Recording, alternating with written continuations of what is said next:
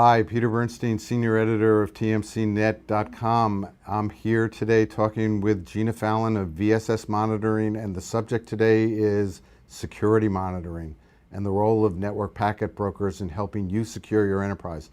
Gina, let's talk a little bit about distributed networks, increased vectors of vulnerability, why this solution is so important to enhancing people's ability to secure their networks. So network packet brokers are not only good for a passive monitoring, but in the security world, you tend to have tools that can also take action on traffic. So in that case, a network packet broker actually becomes a redirector rather than a copier.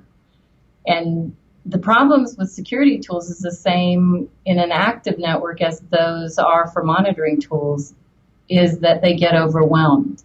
So the ability of the network packet brokers to be able to groom and only send the active traffic that tool needs to see is even more important, because now you're talking about security. And those security tools tend to be even more expensive than the passive monitoring tools. And are we talking major delays in terms of not being overwhelmed, or is it milliseconds, but critical milliseconds based on vulnerabilities? Actually, it's a delay. A lot of times the overload of the traffic can bring that security tool down. It can put it in what we used to call a zombie mode, where it neither was able to process the traffic nor did it die completely so that some other tool could take over. And if you get a really sophisticated network packet broker, it can actually test the health of that inline tool all the way up to the layer 7, which is where it's really doing its work, before it sends that active traffic over.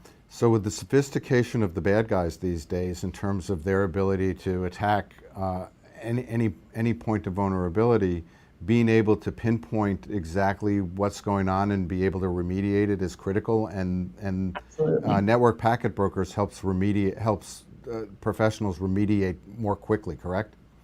It does all of that, and it also gives them many fail options as far as if a tool fails, it can go to another healthy tool.